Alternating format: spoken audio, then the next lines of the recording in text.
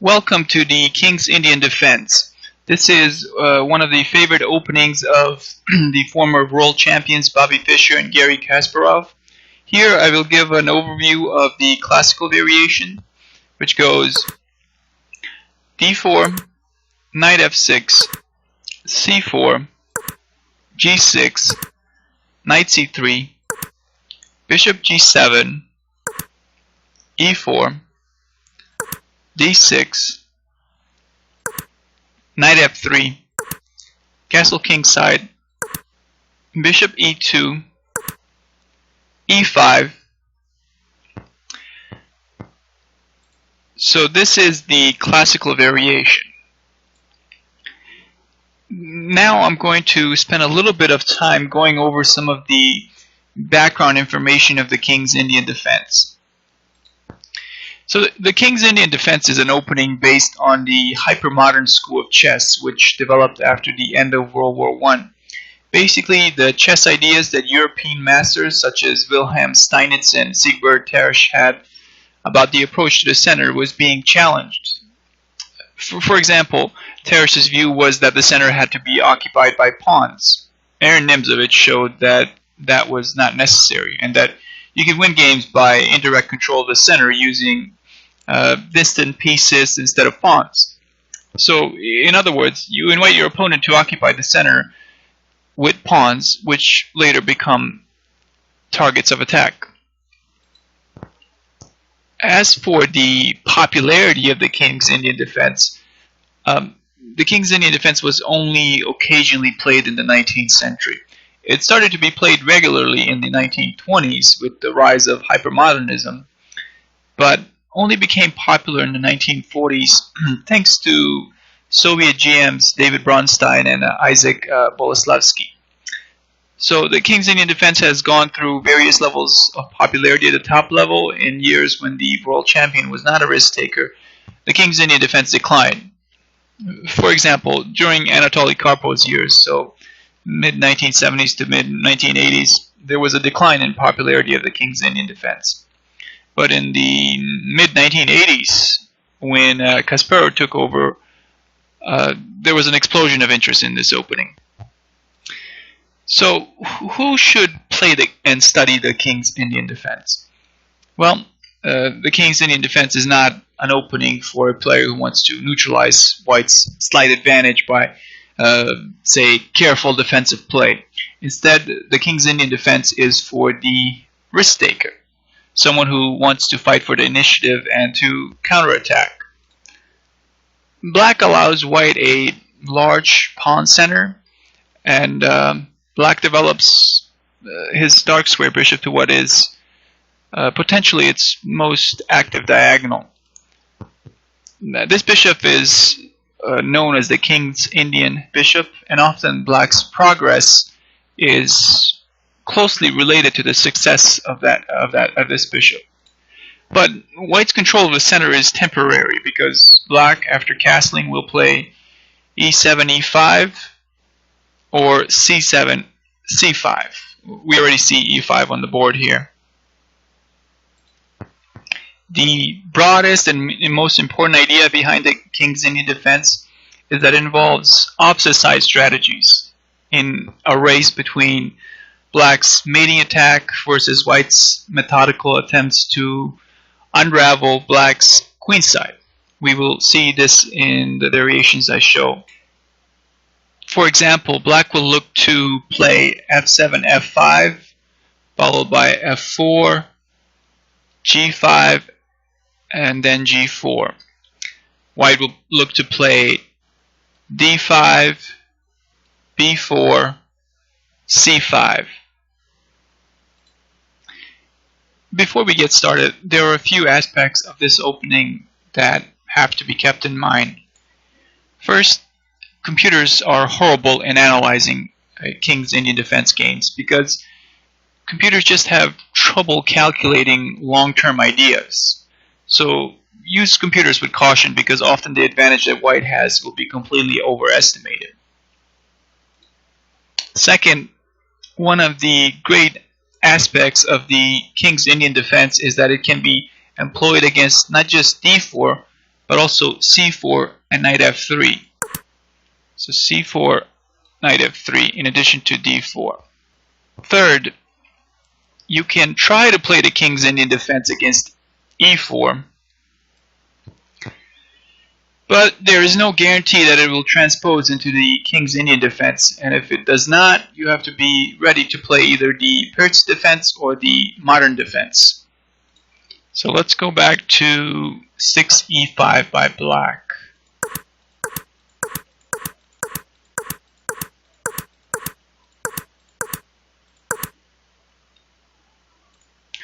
After 6e5, white will choose between 4 different variations. D takes e5 is the exchange variation. D5 is the Petrosian System, named after Tigran Petrosian, world champion from 1963 to 1969. Bishop e3 is the Gligarette System. Castle kingside is the main line, aka the Mar del Plata variation. We will focus on the main line and look very briefly at the most important line in the other variations. We'll start with the exchange variation. So the exchange variation has a reputation for being drawish on the title player level. The line continues with d takes e5, queen takes d8, rook takes d8, bishop g5,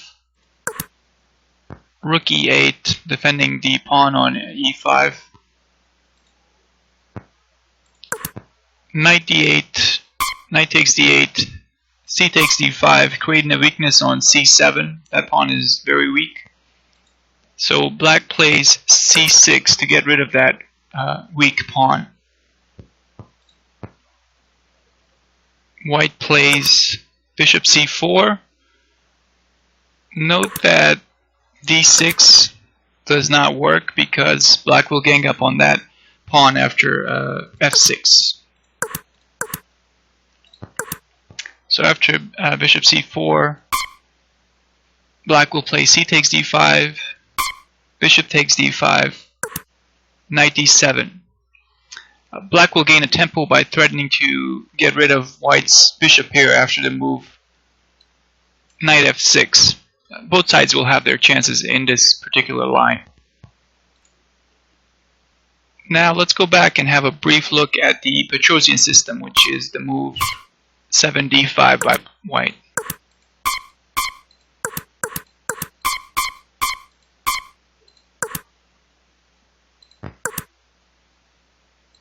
So in this position, white plays, or black plays the key move a5. The idea is to put the knight to c5. So he can do that by knight a6 to c5 or knight d7 to c5. And because we just have played this a5 move, white will not be able to kick our knight away from c5 with the immediate b4. He will have to prepare it, for example, a3 first. So this line continues with 8 bishop g5. So black, it prevents black from immediately moving the knight and then playing f5. The line goes h6, bishop h4, knight a6, knight d2. The idea is to play f3 and create an escape square for the dark square bishop. Black will play queen e8, moving away from the pin from the dark square bishop, and also preparing to play knight h7 and then f5. So this was an important line from the Petrosian system. Now let's look at the Gligarette system, which is 7 bishop e3.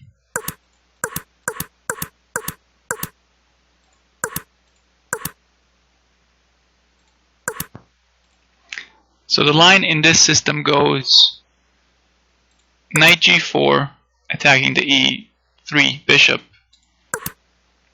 bishop g5, f6, bishop h4. Both the white h4 bishop and the g4 knight are awkwardly placed. The line continues g5, bishop g3, knight h6, d5, f5, and here we can see a strong attack developing by black on white's king side. Okay, so now let's look at our main line, which is 7 castle king side by white.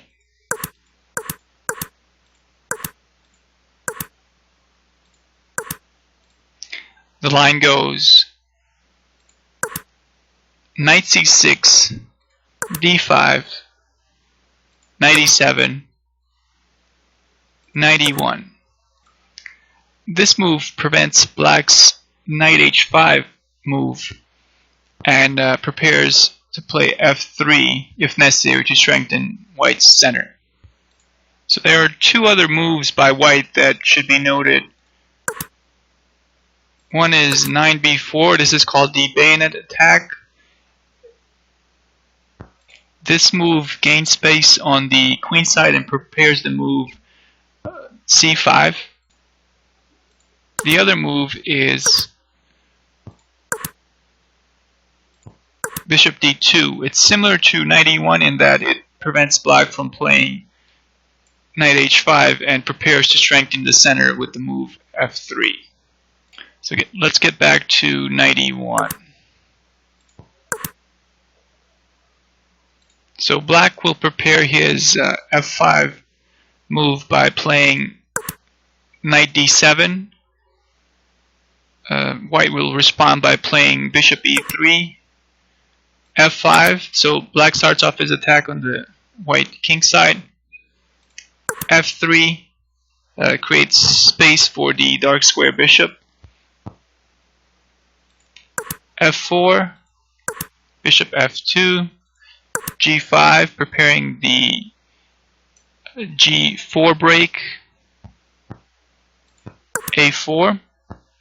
So white is preparing his own attack on the queen side. One of the ideas behind this a4 move is to play a5, knight a4 to prepare the c5 break, a5, stopping the idea I just mentioned. And this move also attempts to slow down the advance on the queen side and fights for the dark square on the queen side.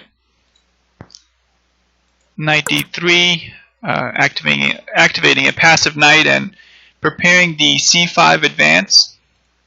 b6, strengthening the c5 to prevent the advance. b4, a takes b4, knight takes b4. From here on out, we're going to be looking at the 2007 game between Nicolaitis and Dembo. Black will play knight f6. Obviously, this move is played to support the g4 break. Knight d3. As you can see, many moves in the classical King's Indian revolve around supporting the c5 break or the g4 break if you're playing as black. h5. No need to explain this move. Knight b5, attacking the c7 pawn. Knight g6, a5. Even this move has the idea of preparing the c5 break because it's trying to get the b6 pawn to move, which is what happens in this game. B takes a5, c5, and here it is, the c5 break. g4, black also plays this g4 break.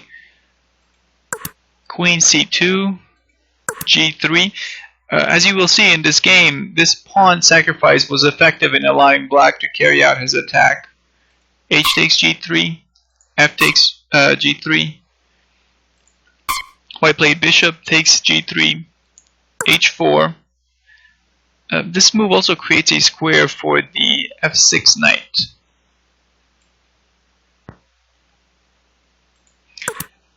bishop e1, knight h5, rook takes a5. This move is probably not the best. White could have created a messy position by playing 25 c takes d6. Let's have a look at that line.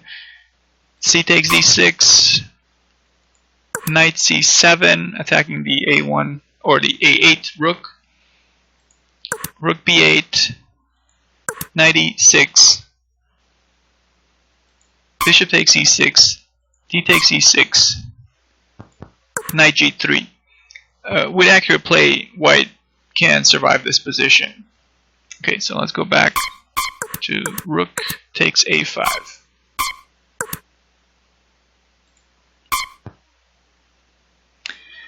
Rook takes a5, bishop takes a5, bishop h6. This bishop was blocked by the e5 pawn, but on h6 is positioned on a completely open diagonal. White plays bishop d2. White can't allow black to have such a dominant bishop, so he seeks to trade. Bishop takes d2, queen takes d2, knight gf4, knight takes a4, knight takes a4. Black's attack is just too strong. He has a very simple plan that can't really be stopped. The plan is queen g5 to g3.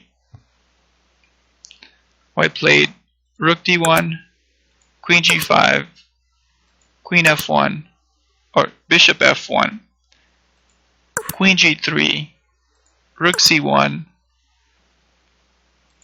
knight h3 check, king h1, knight f2, king g1, h3. Black is threatening to play h2 checkmate, and if white takes the knight on f2, black is going to play h2 and then win the queen. So this game demonstrates how black develops and carries out his attack. Thank you for watching.